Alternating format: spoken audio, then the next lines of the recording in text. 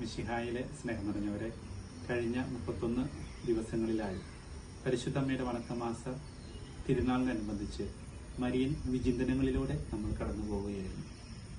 പരിശുദ്ധമ്മയ്ക്ക് നമ്മളോട് എന്താണ് പറയാനായിട്ടുള്ളത്? ഇന്ന് പരിശുദ്ധമ്മ എലിസബത്തിനെ സന്ദർശിക്കുന്ന തിരുനാൾ ആഘോഷിക്കുകയാണ്. വചനത്തിൽ പറയുന്നത്, തന്റെ ചാർച്ചക്കാരി എലിസബത്ത് ഗർഭിണിയാണെന്ന് വാർത്ത കേട്ടപ്പോൾ മറിയം തിടുക്കത്തിൽ അവളെ ശുശ്രൂഷ ചെയ്യുന്നതിനായി യാത്ര പുറപ്പെട്ടു എന്നാണ്.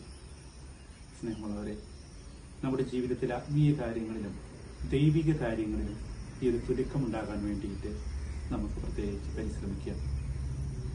മിഷണറിമാരായിട്ട് ജീവിക്കുന്ന നമുക്ക് മറ്റുള്ളവരിലേക്ക് വചനം എത്തിക്കാൻ ഒരു തിടുക്കം ഉണ്ടാകുമാറാകട്ടെ. യോഹന്നാന്റെ സുവിശേഷത്തില് 2-ാം അധ്യായത്തിൽ കാനായിലെ കല്യാണ വിരുന്നില് പരിശുദ്ധ അമ്മ ആ കുടുംബത്തിന് വേണ്ടിയിട്ട് ഈശോയോട് മാധ്യസ്ഥം വഹിക്കുന്നതായിട്ട് നമ്മൾ കാണുന്നുണ്ട്. വലിയൊരു വിലയെക്കുറിച്ചാണ് പരിശുദ്ധ അമ്മ നമ്മളെ ഓർമ്മപ്പെടുത്തുന്നത്.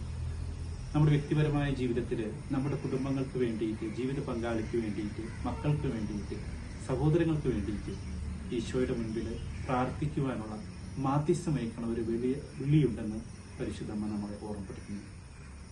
പരിശുദ്ധമ്മയുടെ വിളി സ്വീകരിച്ചുകൊണ്ട് നമുക്കും മറ്റുള്ളവർക്ക് വേണ്ടിയിട്ട് മാധ്യസ്ഥം വഹിക്കുന്ന വ്യക്തികളാകാം.